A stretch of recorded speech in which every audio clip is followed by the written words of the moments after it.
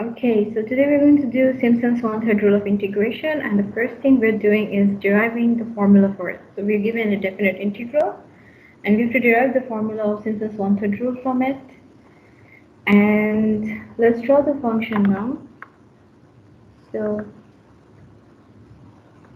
okay, now we have to integrate it between a and b.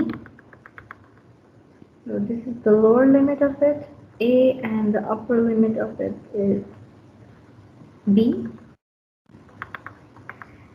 And so we have to approximate the area under the curve from point A to point B using numerical integration. In trapezoidal rule, you have learned that we just take these 2 points here and we draw a straight line between them, right? But then now we're going to use Simpson's rule. So in Simpson's rule, we have to do something different. We have to choose another point which is the midpoint between A and B. So we have to choose another point here, let's say the midpoint between A and B here, and then we draw that point on the graph. This is our third point. And once we got our 3 points, we have to draw a second order polynomial through these 3 points. Unlike trapezoidal rule, we make straight lines. Here it's different. We have to draw a second order polynomial between the 3 points here. So let's try to be neat, but I'm pretty sure I won't be able to be. So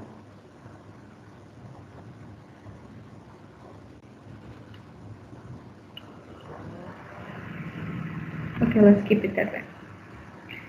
So a second order polynomial between through the 3 points that we just got, and then now the area that we'll get will be underneath this point here. So this area here and this area here. Okay, so this is what we'll approximate, the area under the curve. So this one here is a second order polynomial, and by 2 I mean the second order polynomial. So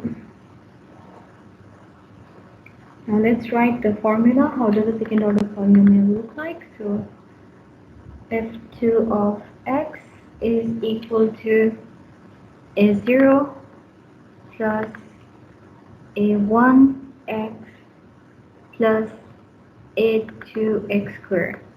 I'm pretty sure you're familiar with this formula of the second order polynomial, right? Now here the x value is of course between our interval a and b. Okay, now as you can see, we have 3 coefficients here which are unknown, a0, a1 and a2. These 3 coefficients are unknown, so we need 3 equations to find out these 3 unknowns. So how do we get those 3 equations? Now we can get those 3 equations at these 3 points here, f of a plus b divided by 2, and f of b. At these 3 points we can find out our equations here, because we know the values of f of a plus b divided by 2, and f of b, right? So let's write them down. So for f of a, we will have, f second derivative of a. So the f second derivative of a, which means for this function here, the red color one, we have to find out the function. And as you know, it is at this point it is same as what, like for the second order polynomial here, if we try to find out the function at this point crosses both f of x, which is this one here. So f of a is a point in both f of x and f2 of x. F of a plus b is a point in both of them too. The point is crossing both the graphs, and even f of b is a point crossing both the graphs. Okay, so we can say that f2 of a is same as f of a. I can put the function, the value of a. Any doubt? Okay, so I can put the value of a. So again, so here this point, which is the x coordinate a, let's say the lower limit, it is a point, or let's say this point here, which is a comma f of a, is a point through which f2 of x is also going through, is a point through which f of x is also going through. So we can say f2 of a is also equal to f of a at this point. The equation is same for both the polynomials. So our polynomial, as you know, is a0 plus a1 times x plus a2 times x squared. So we'll replace the x with a now, right? We have to replace the a with x with a now. So we'll have a0 plus a1 times x, which is a, plus a2 times x squared, which is a squared for us. So this is our equation 1. Now, the second point for f2 of a plus b divided by 2, and as you know, this point is also going through the function itself. So we can say, we can replace it inside the function, our f of x function again. And then we'll have here a0 plus a1 times a plus b divided by 2 plus a2, and then we have a plus b divided by 2 squared. So this is our second equation. Now the third equation is the third point. So we have f2 of b, and as you know, crosses both of the graphs. So we can replace it in the function itself, f of b. So we'll have a0 plus a1 times b plus a2 times b squared. So this is the third equation. I hope everything is going clear. If it's not, please let me know. Okay, please let me know. Now we will write the three equations in matrix form. So we have here our three equations, which is for a0 we have the value as 1. So now look at the first equation here. The a0 value is 1, a1 value is a, and a2 value is a squared. Now if you look at the second equation, we have a0 is 1, a1 is a plus b divided by 2, and a2 is a plus b divided by 2 squared. And for the third equation, we'll have 1, b and b squared times the three unknowns. So these, all the values here are knowns. When you get your integral, you know these values, right? You're given the upper limit and the lower limit because that's the question you're given. So now the unknowns here are your a0, a1, and a2. So these are the unknowns that we'll have. We have to find out. And here we have, this one is equal to f of a. This is equal to f of a plus b divided by 2. And here we have f of b. So here, these, all the values are known. These, all the values are known. This is the only values that are unknown to us. Okay. Now, there are several ways to find this. However, I'll just give you the direct expressions because it's a lengthy process and we don't want to go through the whole process of finding out the values just to derive the formula. So now we'll have an expression for a0 will be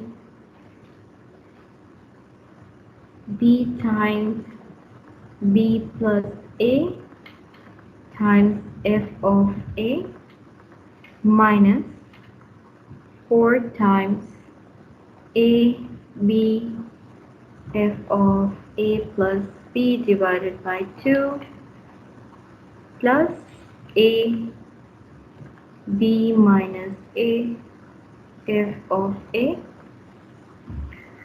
This whole thing will be divided by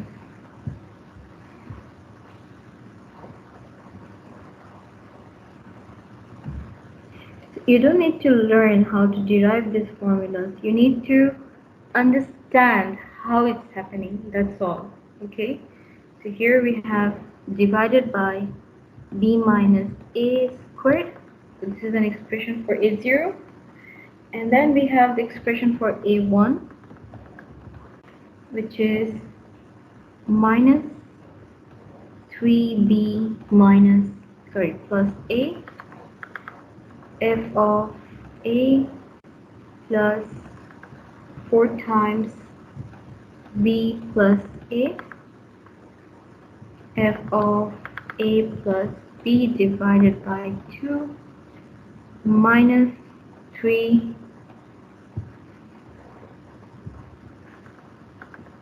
a plus b times f of b divided by again b squared. Okay.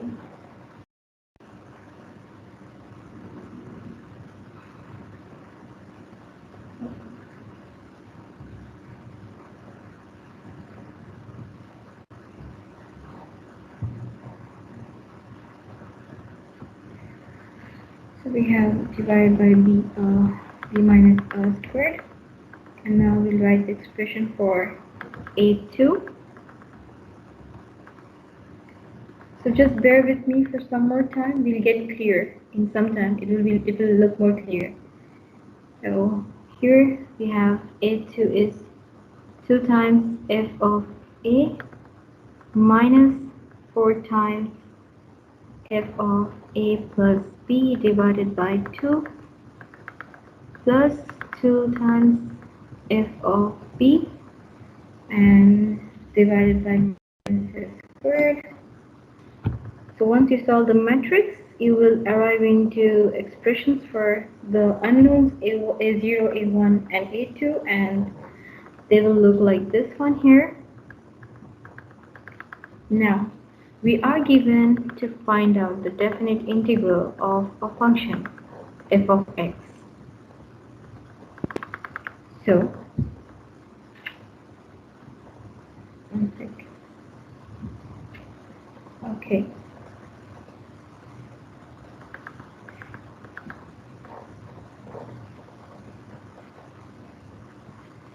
Okay. So we're given this function here to derive the definite integral of, and this is approximately equal to, as we told you, the same as like the definite integral of the second order polynomial. Okay. Now, how do we derive this? So I will replace the second order polynomial with the formula. Now we have, so here we have the second order polynomial formula is a0 plus a1 times x plus a2 times x squared dx. So I replace the second order polynomial with its formula here, and then if you integrate this exactly, what you get the answer as, I'll give it to you directly because it's a long process, so I don't want to do it here and bore you all.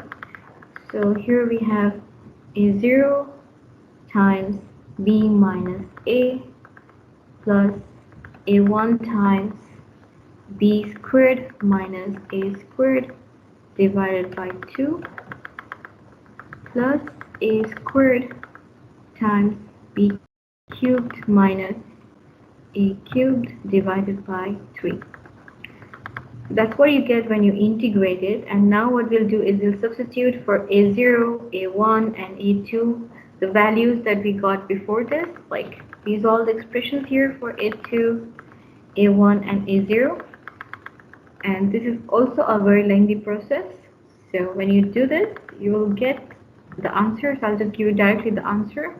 So what you get is b minus a divided by 6 times f of a plus 4 times f of a plus b divided by 2 plus f of b. Alright, so that's our final derivation of the formula. Now if you look at the line, if you look at the axis, the x-axis here, we have the intervals going from a to b, and we have a midpoint here which is a plus b divided by 2, and the distance between each of these points here is h here. It's h here. So we know that the formula for h is b minus a divided by n. Okay.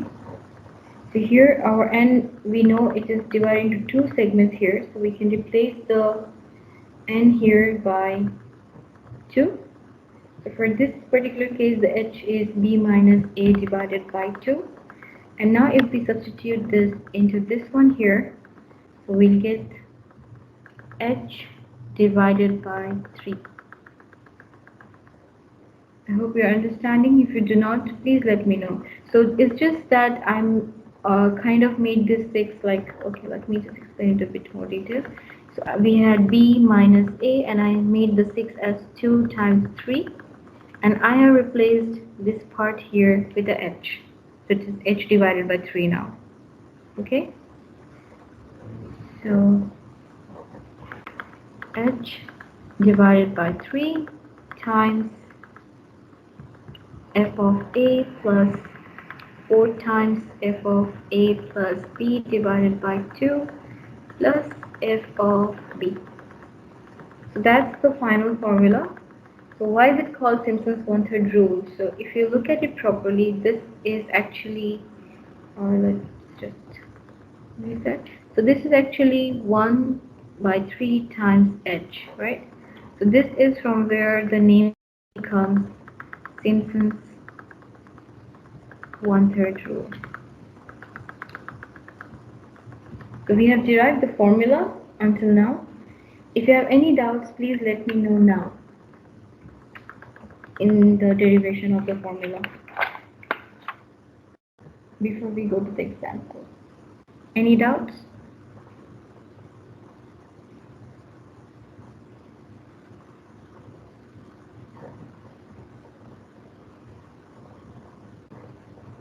Hi everyone, you're there with me? Okay, it's clear for Zainab. For the rest of you, is it clear, or you have any doubts in any of the pages before this? No, it's clear. Okay, great. Then let's go. Clear, great. So then let's go to now our example for the Simpson's one-third rule. So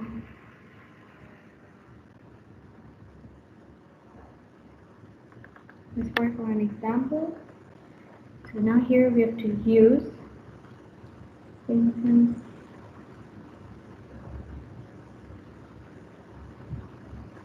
the one-third rule to find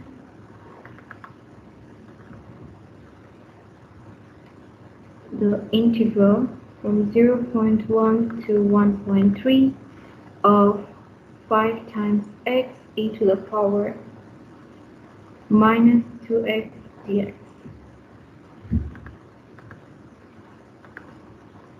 So let's write our formula back again. Our formula was, if we are integrating from a to b any function f of x dx by using Simpson's one-third rule, it is approximately equal to h over 3 times f of a plus 4 times f of a plus b divided by 2 plus f of b. Now, if we work it out, okay, so as you can see, we need the value of h, we need the value of a, we need the value of b. So please give me those three values. Value of a, b, and h. Quickly.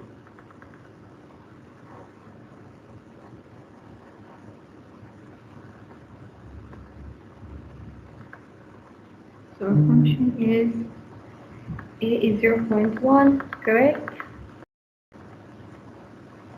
So our function is 5 times x e to the power minus 2x.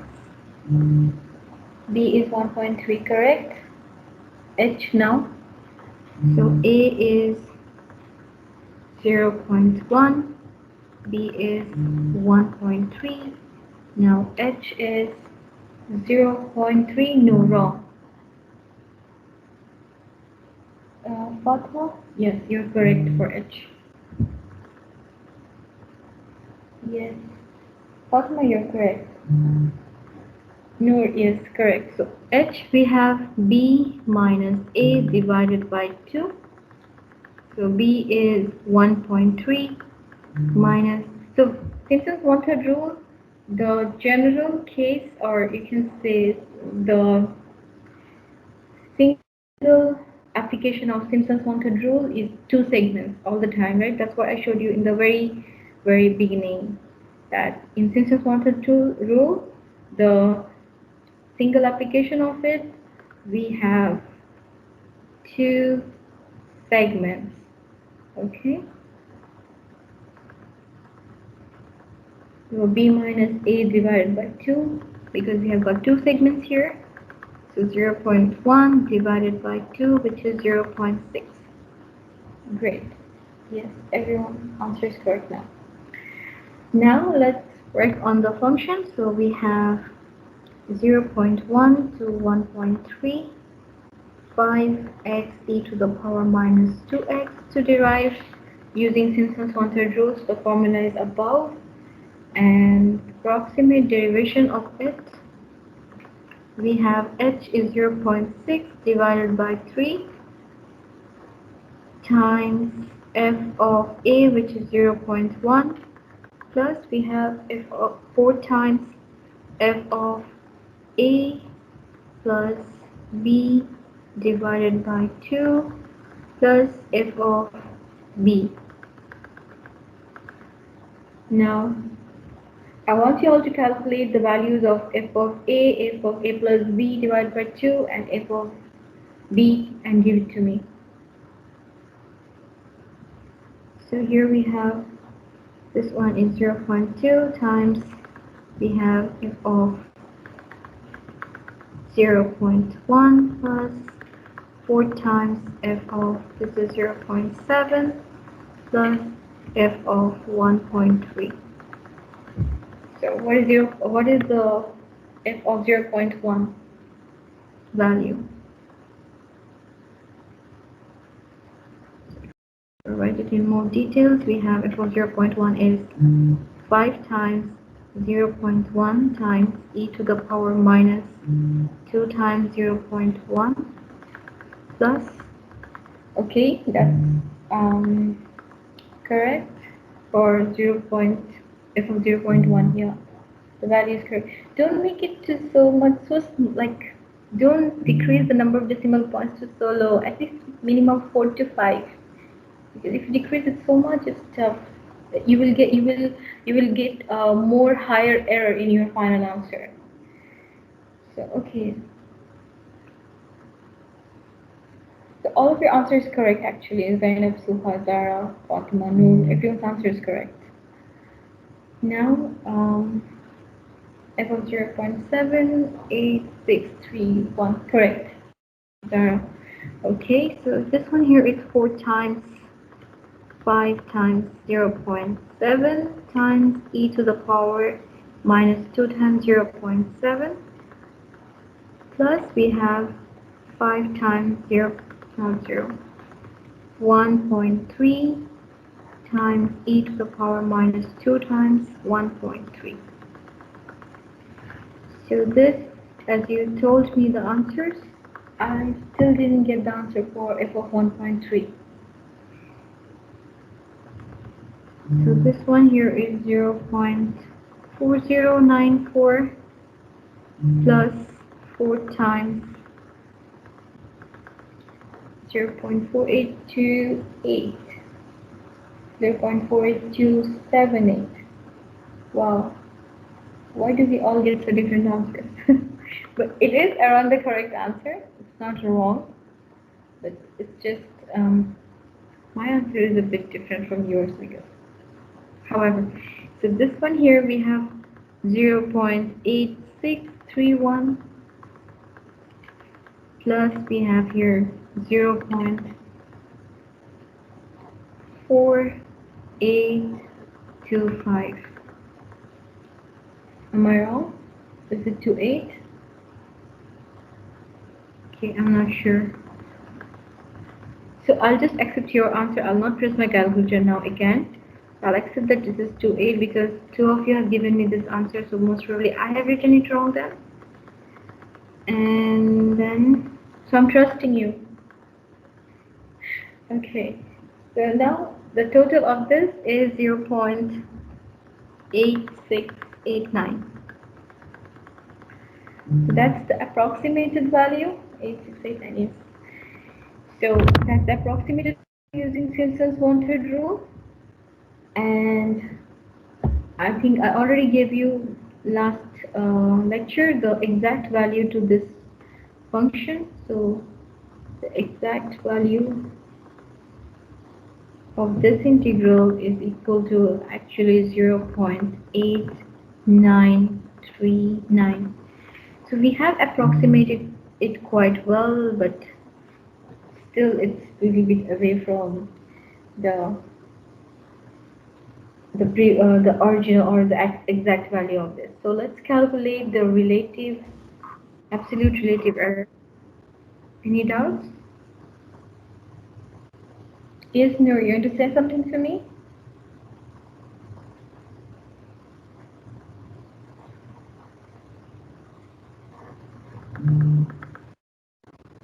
Clear, okay.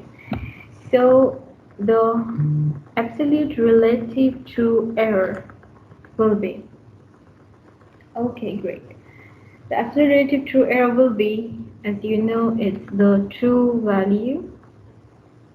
The formula is true value minus the approximated value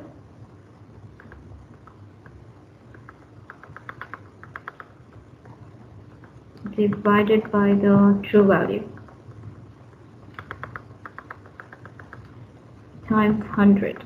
So here we have true value is 0.8939 minus the approximated that we just did was 8689 divided by 0.8939 times 100, and this gives us 2.8% error.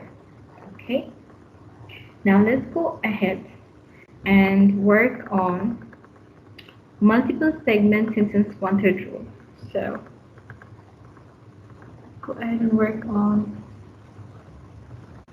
If you didn't understand anything behind this, then let me know now, please. But it's not necessary that you have to let me know now. You can let me know anytime between the lectures, it's fine for me. So multiple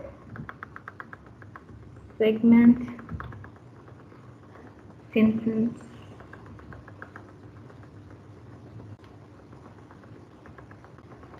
one-third rule. So we'll work on one-third rule derivation now. So we'll derive that formula now. And so for that, let me draw the function again.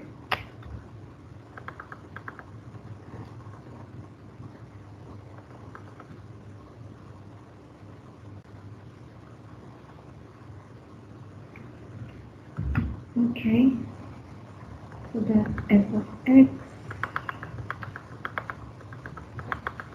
And this is the x-axis here, and we have the function that looks like. Okay.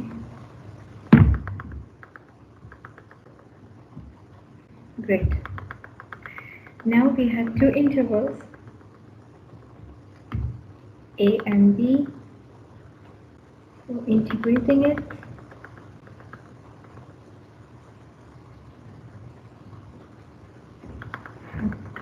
Okay. So we are here integrating a function in the interval from a to b.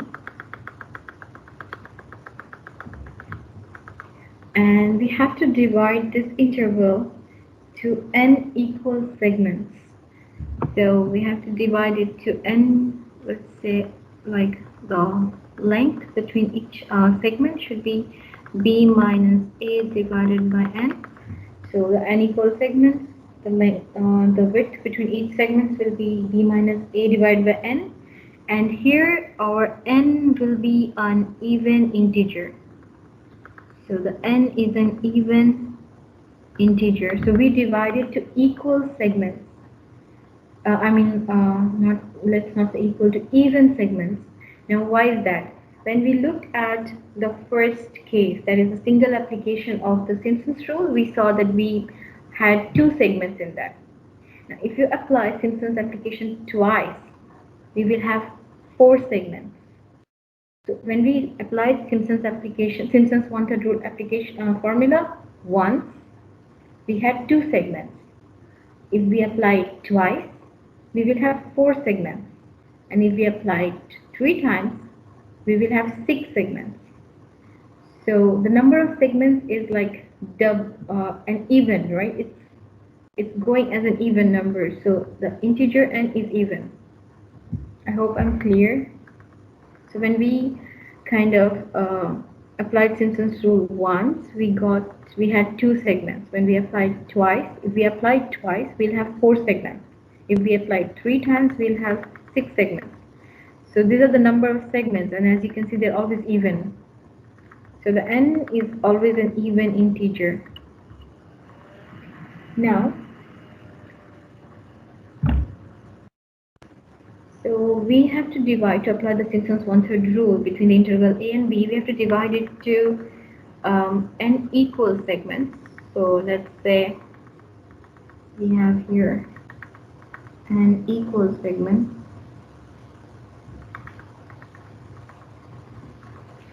Now,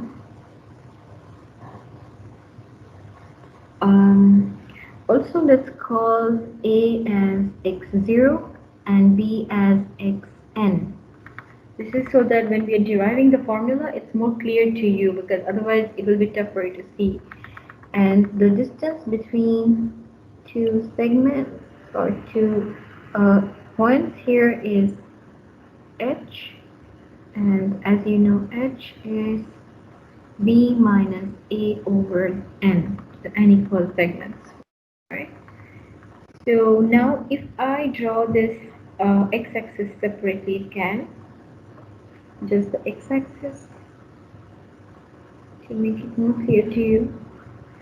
We have a starting value as x0 and an ending value as xn. And we have to break it to n equal segments.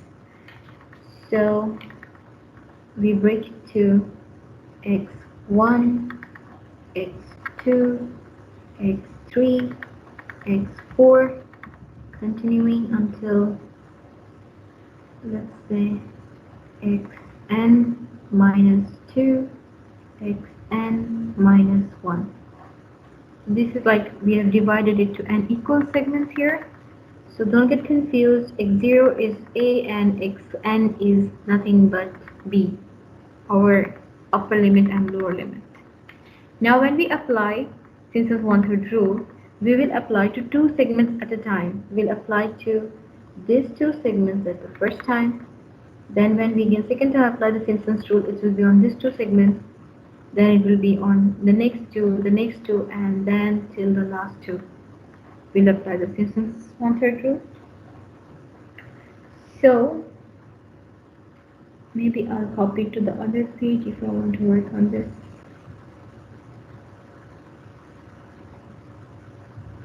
Okay.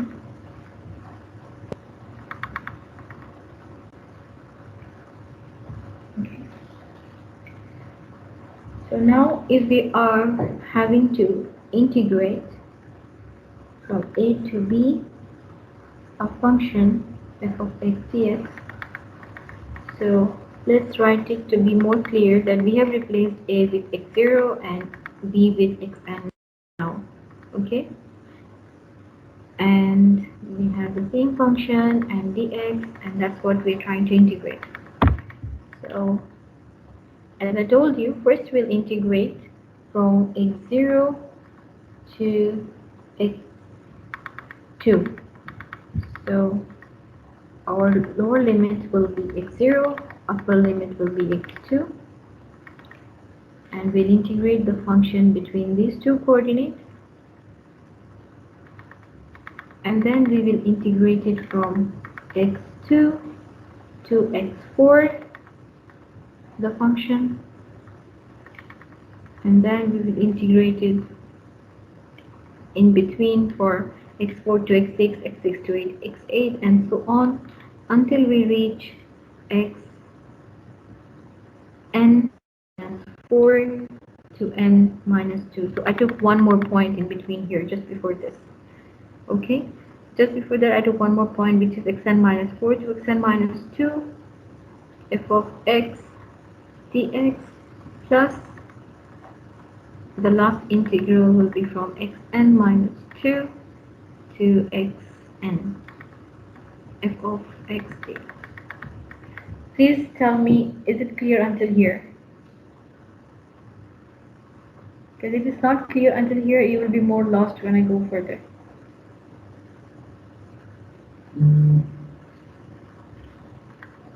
Clear. Okay, great.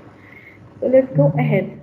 Now for each of these, they are okay. I think okay, correct. Great. So for each of these, now we will approximate using the Simpson's 1/3 rule, right?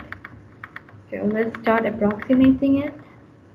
So because now this is an approximation, so I'm giving the approximation sign, and here I will use the Simpson's rule, Simpson's 1/3 rule, to approximate each of these integrals.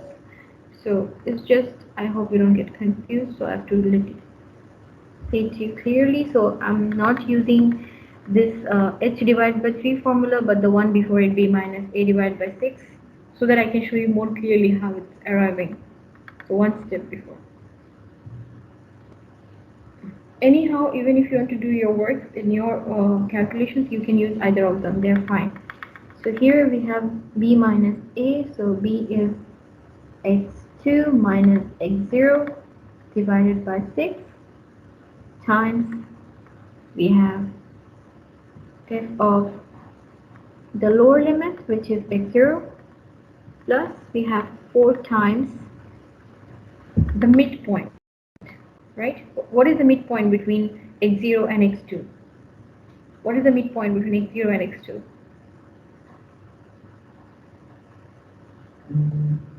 x1, yes. So we will have here 4 times x1 plus we have f of the upper limit, which is x2. Okay, so this is how we approximated using the Simpson's 1/3 rule, only the very first one, this one here. Now we'll do it for the second one, which is b minus a, so we have x4 minus x2 divided by 6. Do I have enough space? I don't think so. I'll just write it down. So we have x4 minus x2 divided by 6 times f of the lower limit plus 4 times the midpoint, which is x3, plus we have the upper limit, which is x4, plus the next one, which is xn minus 4 minus x of n minus 2 divided by 6, and then we have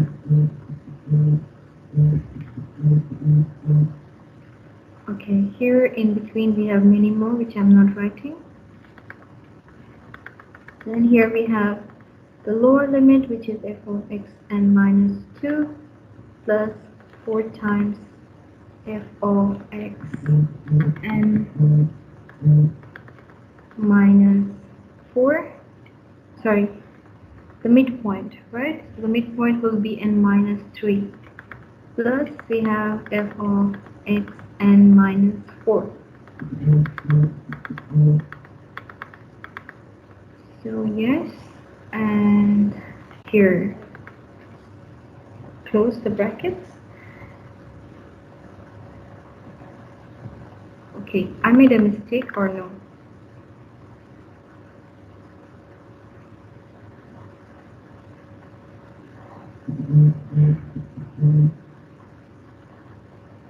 Did I make any mistake? So here, yeah, the lower limit is x of n minus 4. So this is supposed to be the lower limit. So it's supposed to be x of n minus 4 here, and here it's supposed to be x of n minus 2. X of n minus 4, x of n minus 2. Okay, now it's correct. Then now we have plus the next one, which one is we have the lower upper limit, which is xn minus xn minus 2 divided by 6 times f of xn minus 2 plus 4 times the midpoint, which is xn minus 1 plus f of xn. Okay, written. If you have any doubts still here, please let me know. So now, if you know that we are like kind of going or having two segments in each of these, right? When we go from x0 to x2, we are going two segments. We are having two segments in between that. So this is having two segments, and each segment the width is h, as we know. So here that means this is 2h. This one here also is going two segments, so the width is 2h. So we can replace all of this with 2h. And you can see that in all of this we have something common, that is 2h divided by 6, right? So we can take that out as common. So let's do that now.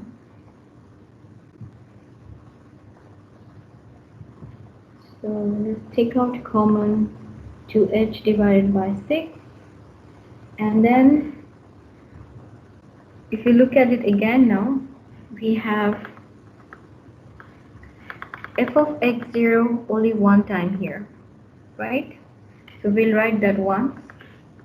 So we'll write it once, f of x0 plus. Now if you look at it, we have something very similar all the time, that is 4 times something, 4 times something. So let's write all of them together. So we'll have, if we take out 4 common, we have 4 times f of x1, then f of x3, then f of xn minus 3. So we have f of x1 plus f of x3 plus, in between there are some we don't know, we can write it down, and then we have f of xn minus 3 at the end. So this is, let me put another bracket here so it's clearer. So here we took out the 4 as common. Now if we look at it again, we have f of x2 here once.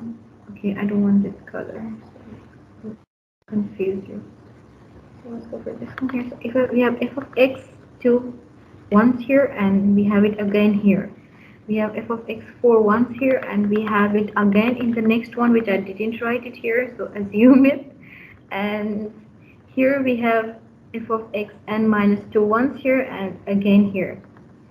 So every time it's a even coordinate, that is x2, x4 or x6. So every time it's an even coordinate, it keeps repeating. So here we'll have because it's twice, also we'll take out 2 as common, and then we will repeat it. So we have f of x2 plus f of x4 plus something in between f of xn minus 2, and then we have our, so that's f of xn. We can cancel this one here, so 2 1 times and 3 times is 6. We will write it as h divided by 3. So f of x0 plus 4 times, we will add them all up here. So okay, I think I missed to write something there.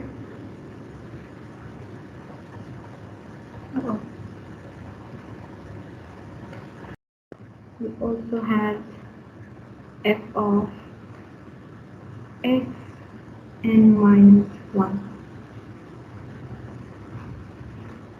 Now you know that n we have is even number, so n minus 1 is odd, and you can see here that 1 is odd, 3 is odd, even here, and minus 3, even minus this odd number will be odd. So all of these here are actually odd numbers that are getting added up. So here we have summation from I is equal to 1 until n minus 1. I is equal to odd. So here we are having all x coordinates which are odd, and times f of xi here plus 2 times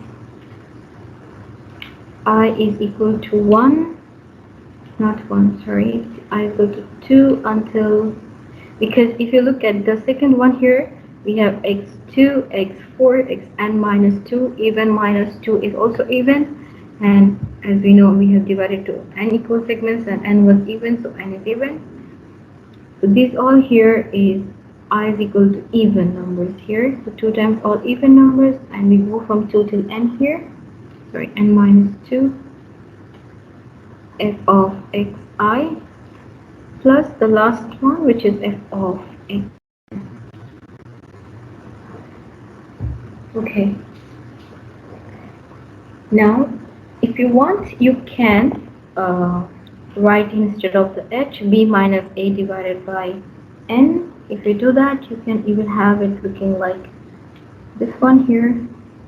So 3n times f of x0 plus 4 times summation from I is equal to 1 till n minus 1, I is equal to odd f of xi plus 2 times summation from I is equal to 2 till n minus 2, I is equal to even f of xi plus f of xn. So you can use either of these two formulas as whichever you like. It's fine. Now, as you all told me, it's clear up to here. Let's go to the multiple segments one-third rule example now. So we'll work on an example. If you have any doubts, still you can send me where you have the doubt or which page number, or just tell me you have a doubt somewhere. I'll find it out. So now let's work on our example.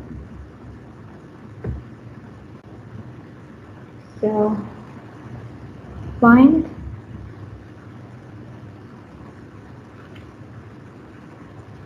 from the integral from 0.2 to 3.8 x e to the power minus x dx by using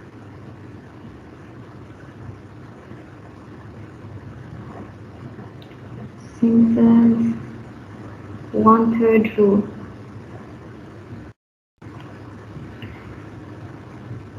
So our n, or number of segments,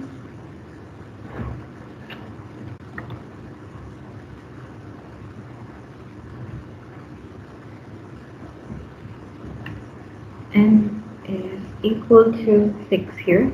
So we have to use 6 segments, and we are given the definite integral to integrate it using the Simpson's one-third multiple rule. Okay, so this is for multiple segment.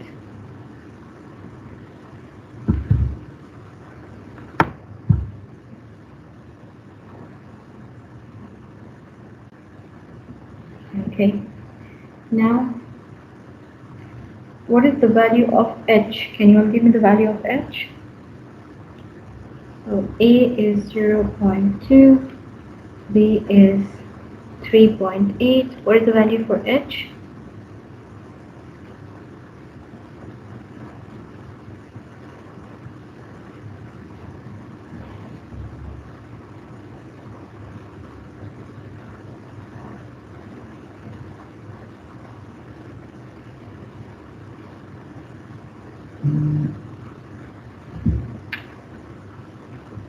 No, no, it's wrong.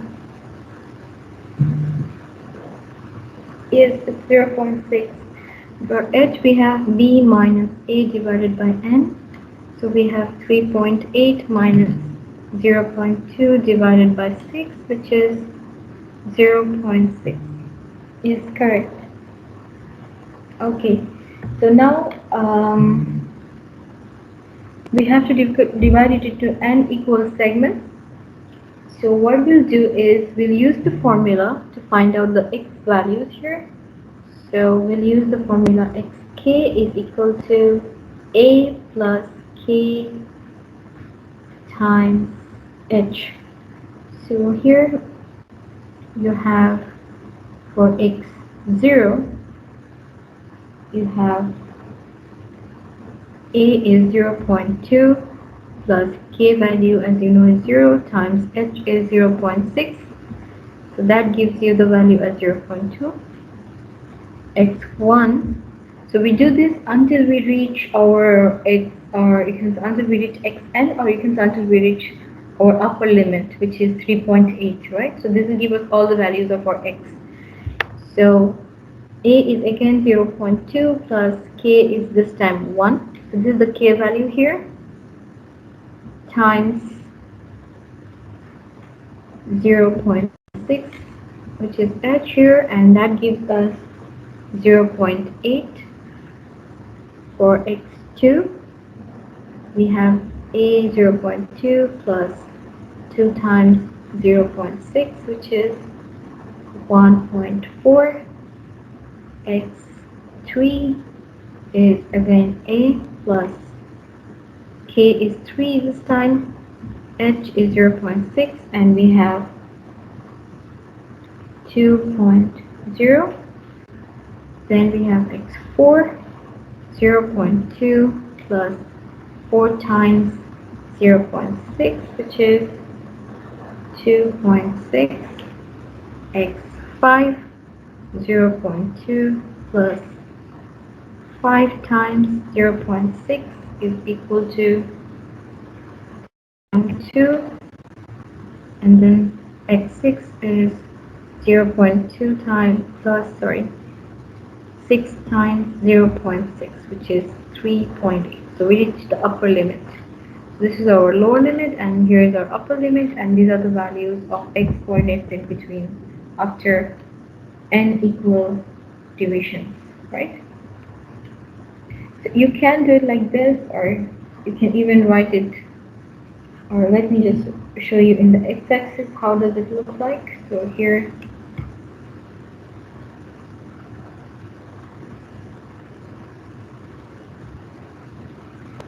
so we have x0, and then here we have xn, and we have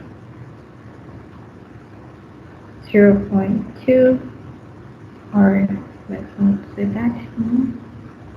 We have x1, x2, x3, x4, 4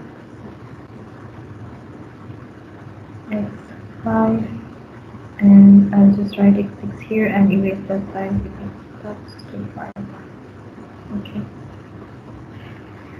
So this is how we have divided it, and our x0 is 0.2, and we have 0.8 here, 1.4, 2.0, 2.6, 3.2, and 3.8 here, right? And between each the segments, the distance is 0.6, which is h. Okay, now let us do the integration. So we have from 0.2 to 3.8 x e to the power minus x dx. So this is approximately equal to b minus a. So you have 3.8 minus 0.2 over 3n. So it's 3 times n. For us, we have 6 segments given to us, and then we have f of x0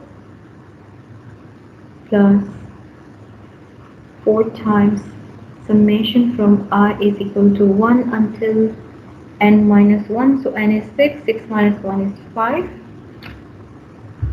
And here we have f of xi plus f of x6, the last one. The upper limit is x6.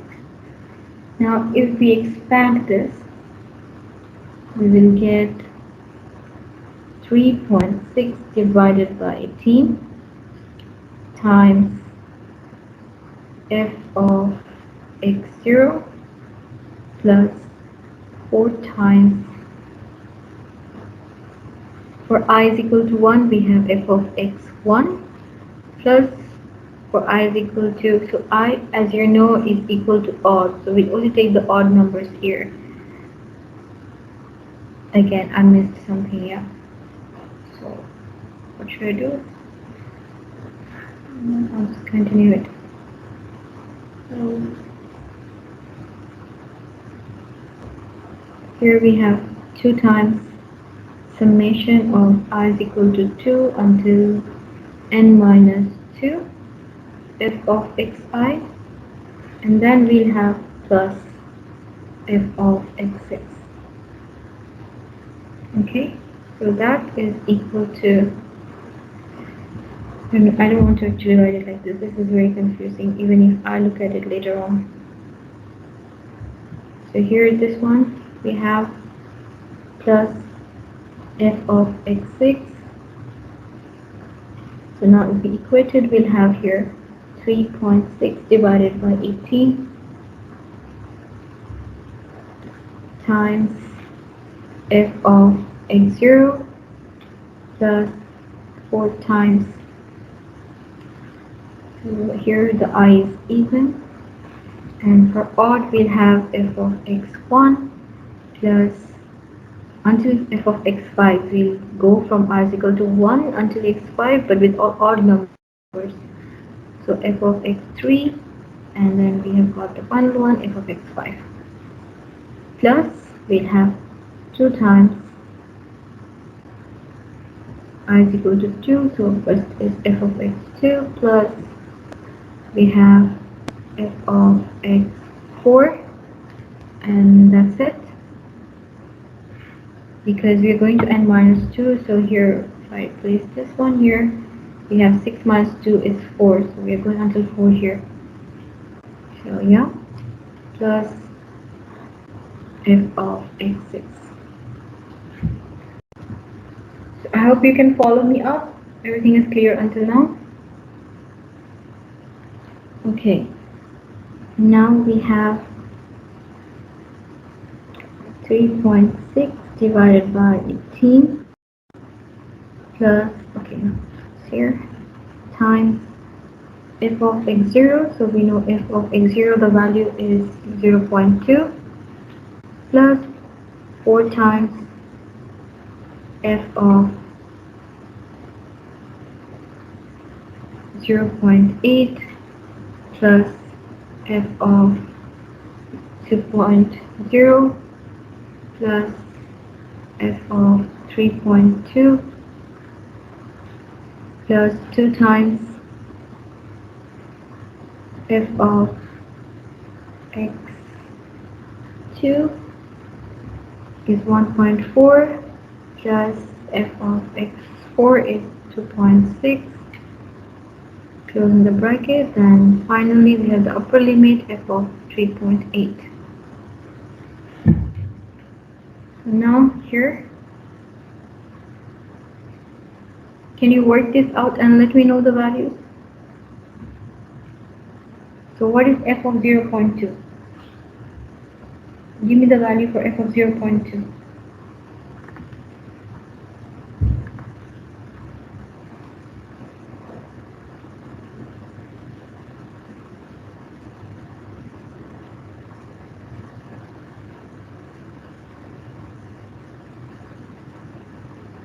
Mm-hmm. 0.163. Yes, correct? 37, that's more correct, yes. So go to first one. Update me with all other values, like calculate and update me while I'm writing for the next one, like for f of 0.8 now. So we have 0.1637 here plus 4 times f of 0.8 is equal to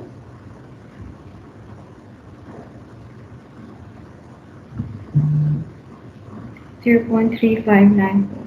Okay, you can stop maybe. You don't have to calculate more because I understood you know it. Yep. Okay, so I'll just give you the values. So we have 0.3594 plus 0.2706 plus 0.1304 plus 2 times 0.3452 plus 0.1931 plus 0.08501. So this is equal to 0.8733. Alright? That's our approximation now, and you know the exact value, right? So it is 0. No, I didn't give you the exact value for this one here. It's a different function. So the exact value is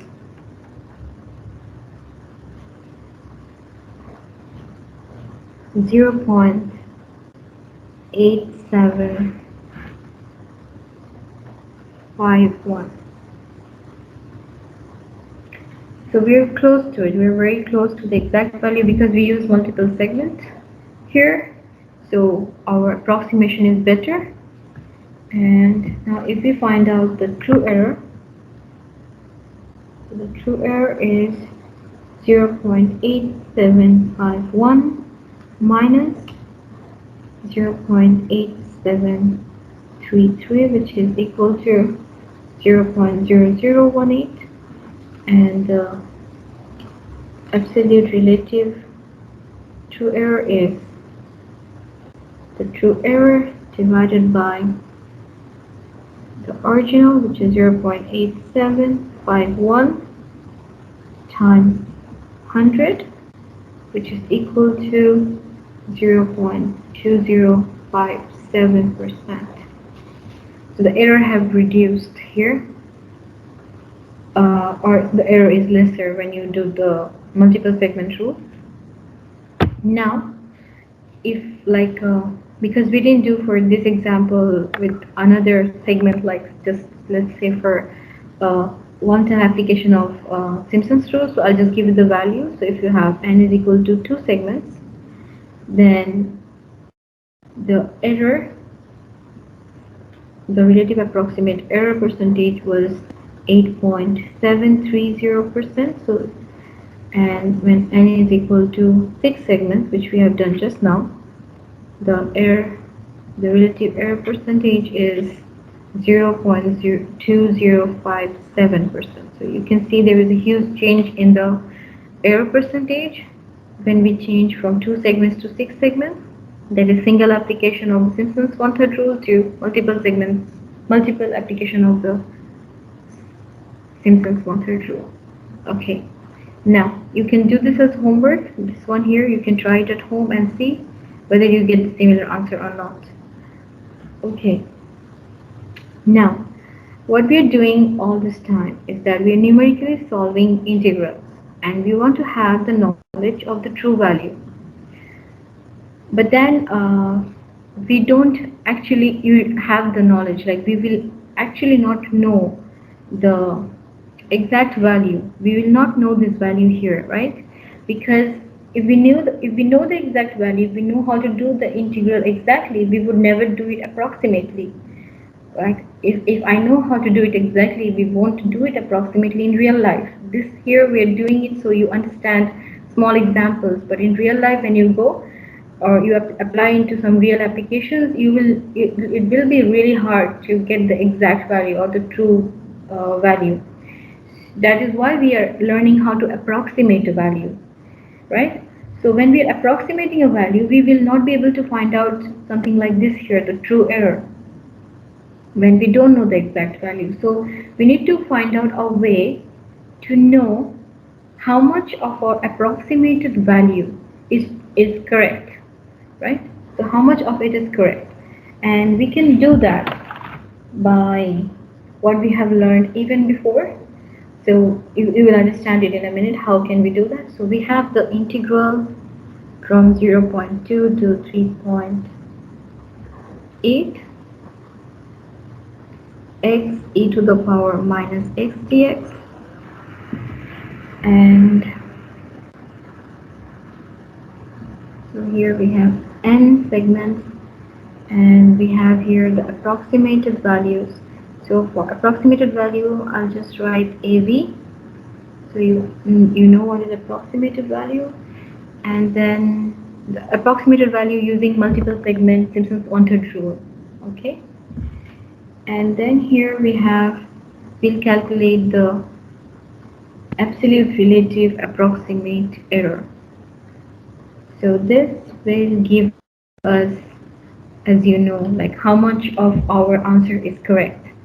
So if I give you the values, like if we have 2 segments with multiple segment Simpson's one-third rule, you will get for this function here 0.7987 as the approximated value. If you have 4 segments, you will get 0.8673. If you have 6 segments, you will get 0.8733, and if you use 8 segments, you will get 0.8747. So if you use these segments here, you will get the following approximated values, and we can calculate the absolute relative approximate error if we have the, as you know, the x new minus the x old over the x new. So we have the present value. So let me write the formula to be more clear to you. If we want to calculate EA, right, well, the formula is the present value minus the previous value divided by the present value times 100. So you have used this already, you know this, right? So yeah. Now here we don't have a previous value, so we cannot calculate the EA of this one here, but for the fourth one we can calculate. So for the fourth one we can say that we have the present value as 0.8673 minus the previous value is 0.7987, divided by 0.8673 times 100. So this gives us 7.910%. So here we have 7.910%. I'll give you the values for the rest of them. So we have here 0.6870%, and here we have 0.1601%. Now if you look into this value here, this value is less than 5%. Is it true? Yes, it is less than 5%. So we can trust one significant figure. But is it also less than equal to 0.5%? Yes, it is less than equal to 0.5%. So we can trust two significant figures here, which means that from our approximated value that we have come here. So now remember again, in real life we cannot calculate the true error. We don't have the true value, the true approximation. So we are just trying to use one of these approximation methods and approximate for the definite integral. So here we are using the multiple segment Simpson's 1/3 rule to approximate, and after I have approximated with n segments, how much values of me is correct? How am I sure whether my approximation is going towards correct or wrong? So that's when we calculate the absolute relative approximate error, or you can just in short say EA. So when we calculate this and we have seen that this is less than equal to 0.5% and we can trust two significant figures. So we know that here 8 we can trust and 7 we can trust. So at least I know that 0.87 is somewhere close to the true value, the real value. Okay? So is it clear up until here? Up until here, is it clear everything that I have taught today before I go to the next part?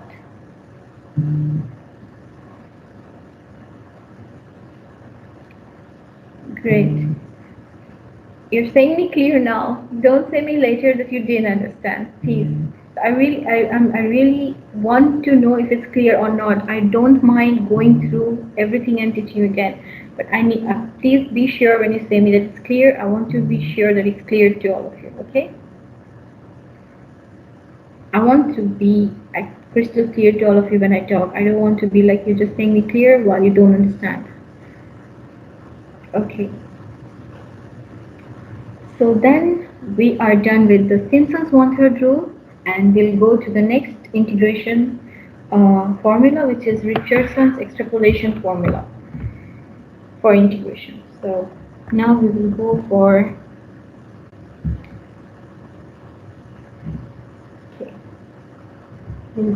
Richardson.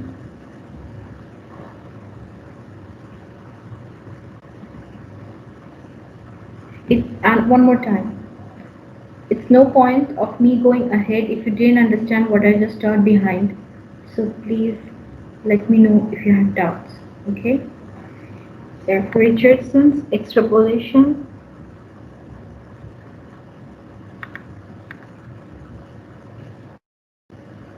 formula for integration.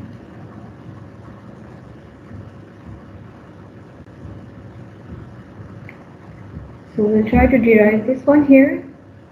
Now, the Richards formula is based on the true error of the trapezoidal rule, or the multiple segment trapezoidal rule that we have seen last time. So last time I have told you that the multiple segment trapezoidal rule true error is approximately proportional to 1 by n squared. Remember? And I told that I will be using this for the Romberg. So we'll be using this for the Richardsons and Romberg because they both are very similar. It's like Richardson is the first step of Romberg. So this here in layman's language, you can say what it says is that When we double the number of segments here, the true error gets quartered. Okay, so that's all what this one says here. And the advantage of this particular relationship on that the true error here is approximately proportional to the 1 over n squared is kind of, you can say, we can take the advantage of this to come up with much better estimates for our integrals based on what we already calculated for a certain number of segments. So we'll see it through examples now, but before that we will try to derive the formula for the Richardsons extrapolation. So here we can say that the true error is approximately equal to a constant divided by n squared. So this one here is not exactly equal to or exactly approximated to 1 over n squared, so we can just say that it is approximately equal to a constant divided by n squared. And you know that the true error is actually equal to the true value minus the approximated value. So I'll just write here the short form. So the true TV means the true value, and AV is the approximated value.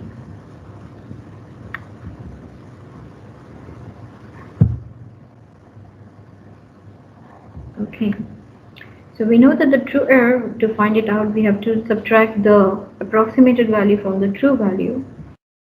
So if we try to change now the subject of the formula, so we'll have the true value, we can say it is equal to approximated value plus the true error, right? Now, what if we say that the approximate value here, we take it for n segments, for multiple segments. So for the trapezoidal rule, we take it for the n segments, and the same for the true error, we take it for n segments. So you're getting the approximated value of the definite integral in multiple segment rule using n segments, and the same goes for the true error. We get it in multiple segment trapezoidal rule, the true error using n segments. Alright, so this one here is equal to the true value, and now if we replace the true error with this will be same here, but if we replace the true error with what we just saw above, c divided by n squared, in that case now we have this will be equal to approximate, because the c divided by n squared is an approximate of the true error. So now if we kind of double the number of segments, so we will double the number of segments. Now here for the approximated value, we'll double the number of segments, and so goes for this one here. So we'll double the number of segments, and that is equal to the true value. And now we have got two equations here. One is this one here, this is our equation 1, and another one is this one here, this is our equation 2. Not small. So this is our equation 1 and this is equation 2. So we have got two equations here now, and in these equations we know the value of the n and we know the value of the approximated value, but we don't know the value of the true value and c. So we have got two unknowns here, that is true value and c, the constant. So because we don't know these two values now, and so we derive two equations. We have two unknowns, so we derive two equations for them, and now we will try to get rid of the c. And to get rid of the c, what we'll do is just do it this side here. So to get rid of the c, we'll take our equation 1 and subtract from it 4 times equation 2. We'll take equation 1 and subtract 4 times equation 2. So equation 1 is TV, the true value is equal to approximated value of n segments plus the true error of n segments. And now if we multiply 4 times equation 2, we'll have 4 times the true value here is equal to, these are approximations here, so this is approximation, and here we'll have 4 times the approximate value. This is double. Okay, what's wrong? Okay, so here we have 2n plus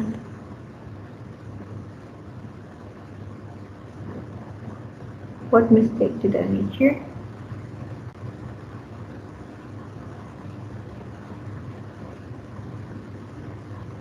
Okay, I made a mistake here. So the equation 1 is this one here. We'll take with the C, right? So C is the unknown. So this is the equation 1 here, and for the equation 2, this is the one here. Okay, so I'll do to replace that with C divided by n squared, and here it will be 4 times C divided by 4 times C divided by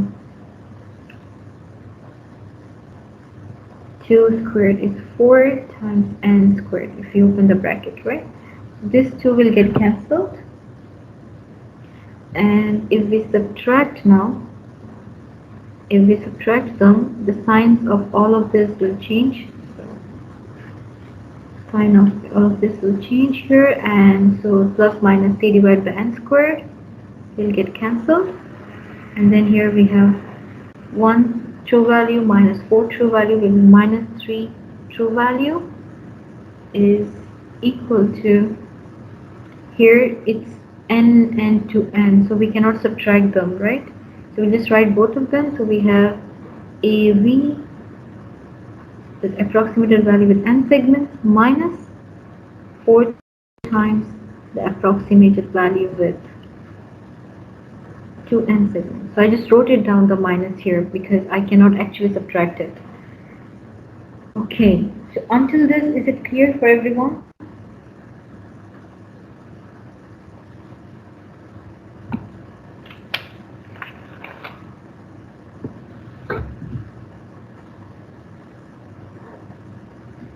Until this, is it clear? If it's not, please tell me.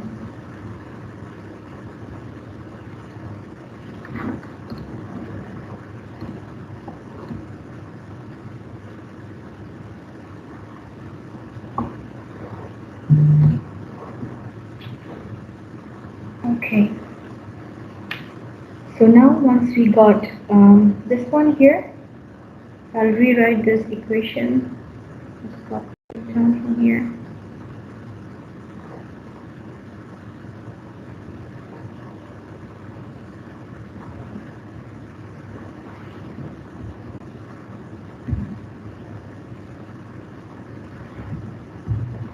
Okay, now we can say that TV or true value is equal to, so for the minus 3 will go and divide, so minus 4 divided by minus 3 is now positive value, so I'm bringing it front here. So we have 4 times approximated value of 2n divided by 3 minus approximated value of with n segments divided by 3. And then here, if I try to write it like this one here, so I'll write it 3 approximated value to n plus approximated value to n. So I have separated the 4 approximated values of the to n segments to this part here, and then minus I have the approximated value with n segments, and the whole thing is divided by 3. So we have finally approximated value with 2n segments plus 1/3 of approximated value with 2n segments minus approximated value with n segments. So that's the formula for Richardson's extrapolation. If any doubts, please let me know. Even while I'm talking, you can just message and let me know if you have a doubt, okay? Now here in Richardson's extrapolation, if you increase the number of segments, so let's say we take for n, if you take first one segment and then 2, and if you keep doubling the number of segments each time, Richardson's extrapolation, and then we use this 2 here to get the Richardson's extrapolation here, right? So as you can see in the formula, we take n segments and double of that segment. So that's what we take, the approximated value with n segments and with double of that segment. So here if its n segment is 1, double of it is 2. So we'll take this 2 to approximate the Richardson's extrapolation approximation. Then we can take 2 and 4 to approximate a value using Richardson's extrapolation. Then we can take 4 and 8 to approximate a value. Then we can take 8 and 6 to approximate a value for Richardson's extrapolation here. So the more we double the number of segments here, the better the approximation using Richardson's extrapolation becomes. Now we have this one, as I told you, is the first step of Romberg. So Romberg, what it does is that it takes now one more step ahead. It takes these 2 values to get the next one here.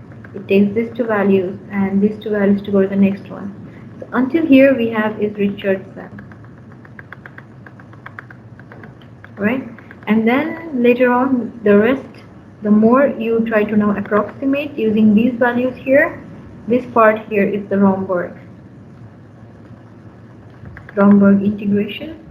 But I'm not pretty sure if I can cover Romberg today, and if I have enough time, I'll cover it next week, because today I don't think I'll be able to cover Romberg. And yeah, if I get enough time, then I'll cover it next week. So then now let's work on an example of Richardson's extrapolation.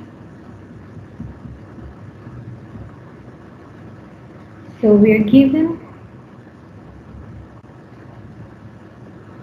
x is equal to integration 8 to 30 2000 log times 1/40,000 divided by 1/40,000 minus 21,000 minus 9.8 t dt. Now we are given a table. Do you think that's enough for today? After the Richardson's extrapolation example, we'll stop. Okay, I know it's enough for today. Just give me some more time. I'm so sorry. Just finish this, because if you don't finish, then we'll have time crunch later on, and I'll have to teach you till the last week a lot of syllabus, which I don't want to do. So, sorry. So sorry. So let's finish the example. And now we're given, it's not tough, it's really easy, so just focus a bit, you will get it. So here we are given a table with n and approximated value using the n segments here, and this approximated value is using the multiple segment trapezoidal rule. So we are given number of segments as 1, 2, 4 and 8, so we double the number of segments each time. And we're asked, here we're given the approximated values also. We are given 11868 and 11266, and then we have 413 and 11074. So we're asked now to find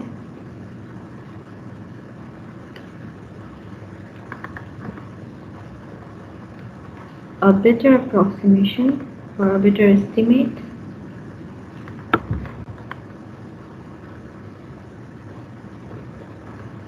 of the integral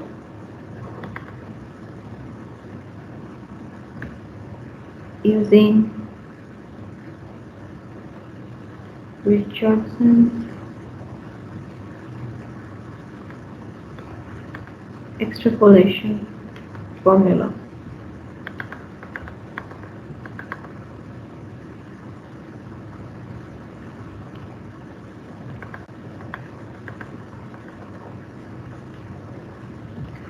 Okay,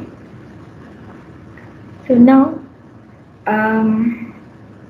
let's just use, for example, let's just use for this two here for the Richardson's extrapolation. So we'll use the average value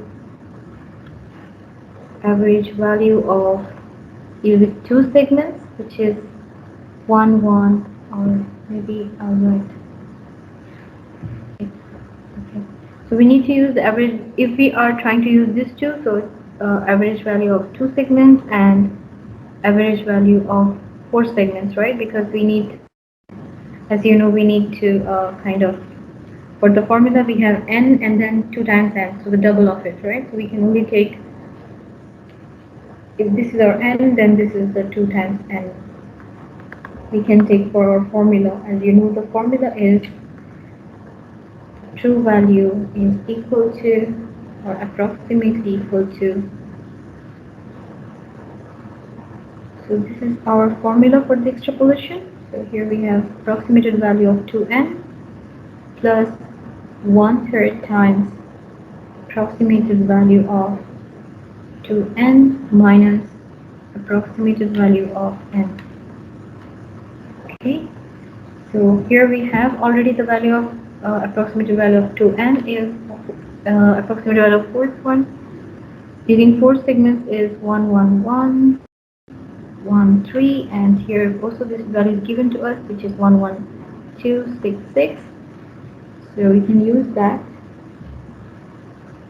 We have here, just for clarity, I'll just write it here, a of approximate value of the fourth segment, 1/3 times approximated value with four segments minus approximated value with two segments. So if we now put in the values, we'll get here 11113 minus, plus 1/3 times 11113 minus 11266. Okay, so that gives us the value 11062. So I've calculated only one Richardson's extrapolation part, but I'll give you the solutions or the answers for all of them. So then we have for n is equal to 1, 2, 3, and 4. We have we used, let's say, multiple segment trapezoidal rule to approximate the values here. So we got, it's given to us already, right, in the question. So this is the ones, 8611868. I'm just rewriting what the table given in the question. 266 here. For the third one we have 11113, and here we have 11074. So we just approximated this one here using the, here it's supposed to be double the segments. So 2 times 2 is 4, and 4 times 2 is 8. So this is what is already given to us. So I just have written this table again, nothing different. And now we have approximated the values for with segments 2 and 4, which we got as our answer as 11062. I'm giving you the values for this 2 over here. When you use, you will get 11065. You can calculate it at home by yourself and see if your answers are matching to the values that I'm giving you. And let me tell you the exact value that of this integral is equal to 11061. As you can see, this is matching to the Richardson's extrapolation when we use 4 segments and 8 segments, but this is not always the case. It just happened here until 5 significant figures, but this is not always the case. So don't think you'll always get the right answer here, something like that. Okay, so it is important that we understand how to do the Richardson's extrapolation and how it works, because that will be the basis of the Romberg integration. And now the last bit of information I want to give to you is that as we have said, right, we say that the true error is approximately proportional to 1 over n squared. So we say when we double the number of segments, the true error is quartered. So if you look at, let me give you a table which contains the true errors. So here you have again the n, the average values, and I'll give you the true errors here now. So we have 1248, and here we had 11868, and here we have 11266, and here 11113, and 11074. So when you calculate the true errors for all of this, you will get here. So that's the true error is the exact value minus the average value, which is for this part you get here minus 807, minus 205, minus 51.5, and minus 12.9. So if you see that this value here is actually 1/4 of minus 807. It's not exact because this is approximately proportional to 1 over n squared, not exactly proportional. So, but then you see that this is kind of 807 divided by 4, so quarter of the value, and this is quarter of the previous value, and this is also quarter of the previous value here. So just to say you, or to just show you that the approximation, the proportionality that we said about the true error is true actually. That's it for today, and if you have any questions you can let me know now.